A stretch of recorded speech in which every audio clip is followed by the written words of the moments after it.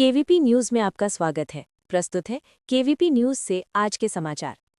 मुर्शिदाबाद पश्चिम बंगाल में तृणमूल कांग्रेस से निलंबित विधायक हुमायूं कबीर के बेटे गुलाम नबी आजाद रॉबिन को उनके पिता के निजी सुरक्षा अधिकारी पीएसओ के साथ मारपीट करने के आरोप में पुलिस ने हिरासत में लिया है। पुलिस के मुताबिक पीएसओ कांस्टेबल जुम्मा खान ने छुट्टी मांगने पर उनसे मारपीट करने का आरोप लगाते हुए शिकायत दर्ज कराई, जिसके बाद शाक्तिपुर थाना पुलिस ने जुम्मा खान की तहरीर के आधार पर आजाद को पूछताछ के लिए हिरासत में लिया। हुमायूं कबीर ने इस कार्रवाई को टीएमसी के इशारे पर राजनीतिक रूप से प्रेरित बताया और कहा कि उनके परिवार को निशाना बनाया जा रहा है, जबकि टीएमसी ने कहा है कि पुलिस ने कानून के तहत कार्रवाई की है। मामले की जांच चल रही है और आवश्यक कानूनी कार्रवाई आगे की जाएगी। दिल्ली के जंतर मंतर पर उन्नाव रेप केस को लेकर आयोजित विरोध प्रदर्शन के दौरान पीड़िता और पूर्व विधायक कुलदीप सिंह सेंगर के समर्थन में आए कुछ लोगों के बीच झड़प हो गई। ये मौका उस समय आया जब पीड़िता और उसके समर्थक सुप्रीम कोर्ट से न्याय की आशा जताते हुए सेंगर को मिली जमानत के फैसले का विरोध कर रहे थे। तभी कुछ समूहों ने सेंगर के पक्ष में नारेबाजी और पोस्टर दिखाए, जिससे माहौल तनावपूर्ण हो गया और दोनों पक्षों के बीच गतिरोध पैदा हो गया। पीड़िता ने इस दौरान ये भी आरोप लगाया कि उनके परिवार और गवाहों की सुरक्षा वापस ले ली गई है, जिससे उन्हें गंभीर चिंता का सामना करना पड़ रहा है। इस मामले की सुप्रीम कोर्ट में अगली सुनवाई 29 दिसंबर को होने वाली है, जिसमें केंद्रीय जांच एजेंसी की याचिका पर सुनवाई होगी। सुप्रीम कोर्ट ने अरावली विवाद पर स्वतः संज्ञान लेते हुए 29 दिसंबर को सुनवाई तय की है, क्योंकि केंद्र सरकार द्वारा सुप्रीम कोर्ट में प्रस्तावित अरावली पहाड़ियों की नई परिभाषा, जिसमें केवल स्थानीय भूमि से 100 मीटर या उससे अधिक ऊंची भू आकृतियों को ही अरावली पहाड़ियां माने जाने का सुझाव दिया गया है, को लेकर बड़े पैमाने पर सवाल और आलोचना उठ रही है।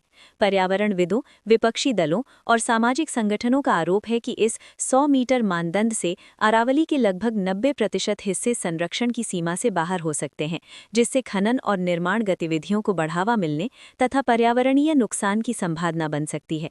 अदालत की 3 जजों वाली बेंच इस मामले की सुनवाई करेगी ताकि विवादित परिभाषा और उससे जुड़े पर्यावरण संबंधी मसलों पर फैसला किया जा सके। टाटा एर्नाकुलम एक्सप्रेस ट्रेन में आंध्र प्रदेश के अनाकापल्ली इलाके के पास देर रात एक भीषण आग लगने की घटना सामने आई है, जब पेंट्री कार के पास स्थित B1 और M2 AC कोचों में अचानक लपटें उठी। यात्रियों ने धुएं और आग की बढ़ती खबर देखकर आपातकालीन चेन खींचकर ट्रेन को रुकवाया, जिससे आगे बड़ा हादसा टला, लेकिन दोनों कोच पूरी तरह जलकर खाक हो गए। इस दुर्घटना में एक 70 वर्षीय यात्री की मौत हो गई, जबकि करीब 2 दर्जन लोग मामूली रूप से घायल बताए जा रहे हैं और कई यात्री अफरा तफरी में बाहर निकले। रेलवे और प्रशासन की टीमें जांच एवं राहत कार्य में लगी हैं। अमेरिका के फ्लोरिडा में ट्रंप से मिले यूक्रेन के राष्ट्रपति वोलोदिमिर जेलेंस्की की बैठक में अमेरिकी राष्ट्रपति डोनाल्ड ट्रंप ने कहा कि उन्होंने अब तक 8 युद्धों को रोकने में मदद की है, लेकिन रूस यूक्रेन युद्ध सबसे कठिन संघर्ष है और इसे समाप्त करना आसान नहीं है। ट्रंप ने बताया कि बातचीत के अंतिम चरण चल रहे हैं और यदि सब ठीक रहा तो शांति की दिशा में प्रगति हो सकती है, लेकिन कोई निश्चित समय सीमा नहीं है, क्योंकि इसका लक्ष्य केवल युद्ध को समाप्त करना है, न कि किसी समय सीमा पर दबाव डालना। उन्होंने ये भी कहा कि युद्ध या तो जल्द खत्म होगा या लंबे समय तक जारी रह सकता है, जिससे और लोगों की जानें खतरे में पड़ सकती हैं, और वे पुतिन और जेलेंस्की दोनों के साथ बातचीत जारी रखेंगे। फिल्म निर्माता विक्रम भट्ट और उनकी पत्नी श्वेतांबरी भट्ट की मुश्किलें और बढ़ गई हैं, क्योंकि उदयपुर की एक अदालत ने उनकी दूसरी जमानत याचिका भी खारिज कर दी है। दोनों को 7 दिसंबर को मुंबई से गिरफ्तार किया गया था और राजस्थानी कारोबारी यानी इंदिरा समूह के संस्थापक डॉक्टर अजय मुर्दिया द्वारा लगभग 30 करोड़ रुपए की धोखाधड़ी और वित्तीय गड़बड़ी के आरोपों के मामलों में हिरासत में रखा गया है।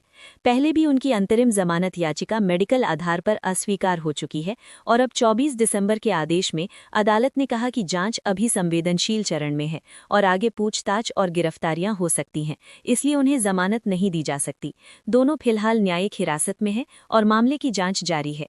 बॉलीवुड की फिल्म धुरंधर ने रिलीज के कुछ ही दिनों में बॉक्स ऑफिस पर ऐतिहासिक सफलता हासिल कर वैश्विक कलेक्शन 1020 करोड़ रुपए से ऊपर कर लिया है, जिससे ये बॉलीवुड इतिहास की चौथी सबसे बड़ी फिल्म बन गई है और शाहरुख खान की पठान के रिकॉर्ड को तोड़ने का रास्ता तैयार किया है।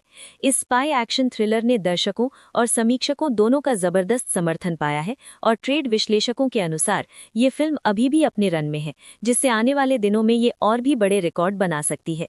Shri Lal Bahadur Shastri junior high school ढालवाड़ा में भारत स्काउट्स एंड गाइड्स यानी जनपद टिहरी गिरवाल ब्लॉक नरेंद्र नगर के तत्वावधान में आयोजित तृतीय सोपान 5 दिवसीय प्रशिक्षण एवं जांच शिविर सेवा, अनुशासन, साहस और मानवता के मूल्यों के साथ सफलतापूर्वक संपन्न हुआ।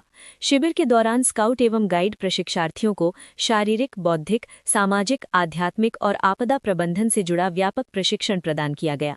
Bharat scout and guide Uttarakhand के state media correspondent Shri Vishwa Prakash Mehra ने बताया कि शिविर के पहले दिन की शुरुआत प्रातःकालीन दिनचर्या और BP6 अभ्यास से हुई। इसके पश्चात ध्वज शिष्टाचार, सूक्ष्म जलपान, शहर की रमणीय वाटिका भ्रमण के साथ फर्स्ट एड और आयुर्वेदिक उपचार का प्रशिक्षण दिया गया।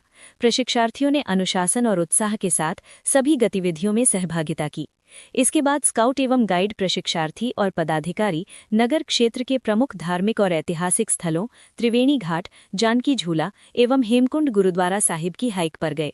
प्रकाश पर्व के पावन अवसर पर गुरुद्वारा में सामूहिक दर्शन कर प्रशिक्षार्थियों को प्रकाश पर्व के ऐतिहासिक और आध्यात्मिक महत्व से अवगत कराया गया। उन्हें बताया गया कि प्रकाश अज्ञान के अंधकार से ज्ञान, सत्य, समानता और मानवता की ओर अग्रसर होने का प्रतीक है। गुरु नानक देव जी के समानता, सेवा और भाईचारे के संदेश तथा गुरु गोविंद सिंह जी के साहस, बलिदान और अन्याय के विरुद्ध संघर्ष के आदर्श स्काउटिंग के मूल सिद्धांतों से पूर्णतः मेल खाते हैं। हाइक से लौटने के उपरांत SDRF की टीम द्वारा विशेष प्रशिक्षण सत्र आयोजित किया गया, जिसमें हेड कांस्टेबल श्री पंकज सिंह खारोला तथा कांस्टेबल मातवर सिंह, श्री रविंद्र सिंह, श्री अजय गुसाई एवं श्री पंकज बिष्ट ने प्रशिक्षार्थियों को CPR देने की विधि, आपदा से बचाव, डूबते व्यक्ति को बचाने, FBAO सहित विभिन्न जीवन रक्षक और रक्षात्मक उपायों की जानकारी दी।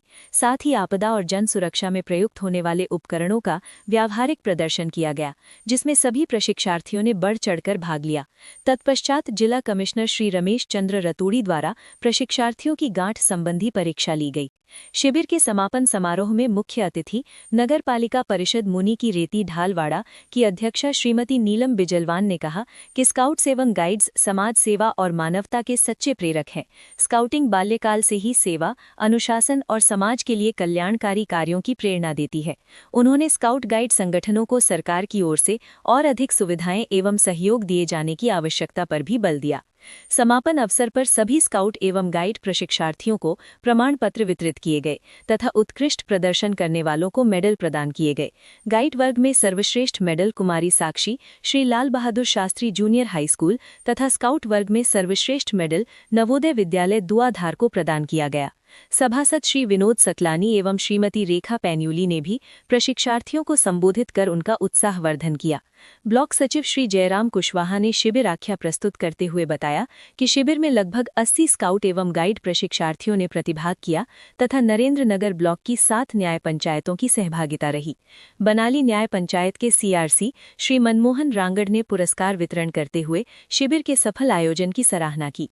शिविर के संचालन और प्रशिक्षण में डॉक्टर संध्या पवार, प्रशिक्षण आयुक्त गाइड, श्रीमती अनुरागी बौद्ध, संगठन आयुक्त गाइड, श्री आदित्य नारायण सिंह, जिला संगठन आयुक्त स्काउट, श्री अखिलेश जोशी, ब्लॉक प्रशिक्षण आयुक्त स्काउट, श्री अनिल कुकरेती, ब्लॉक संगठन आयुक्त scout, Shri Vishwa Prakash Mehra, Bharat scout and guide Uttarakhand के मीडिया कोऑर्डिनेटर तथा श्री करम सिंह बिहानिया, श्रीमती सीमा भंडारी, श्रीमती शीतल एवं श्रीमती उषा तिवारी सहित अन्य शिक्षकों एवं सहयोगी ने भी शिविर को सफल बनाने में महत्वपूर्ण भूमिका निभाई।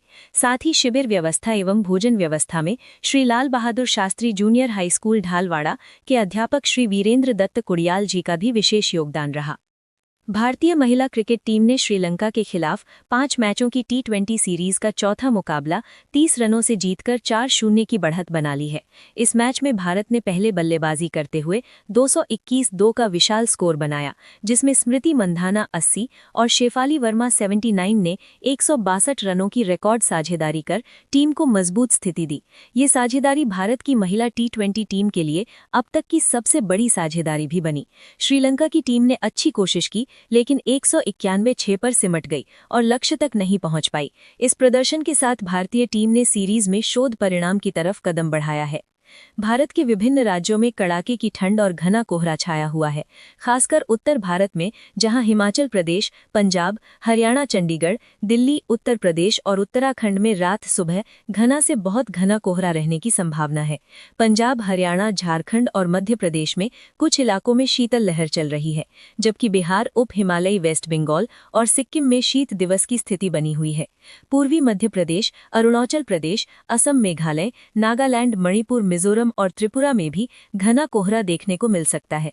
दिल्ली में अधिकतम तापमान 21 से 23 डिग्री और न्यूनतम 7 से 9 डिग्री रहने का अनुमान है। साथ ही वायु गुणवत्ता बहुत खराब बनी हुई है। राजस्थान के जयपुर संभाग में शीतल लहर जारी है और कई शहरों में तापमान 5 डिग्री से नीचे है। दक्षिणी राज्यों जैसे तेलंगाना, कर्नाटक, तमिलनाडु में तापमान सामान्य से नीचे है, लेकिन ठंड उत्तर भारत जितनी नहीं है। जम्मू कश्मीर, लद्दाख, हिमाचल और उत्तराखंड में हल्की बारिश, बर्फबारी का अलर्ट है, जबकि अंडमान निकोबार में गरज चमक के साथ तेज हवाएं चल सकती हैं। इसी के साथ केवीपी न्यूज से आज के समाचार समाप्त हुए। नमस्कार।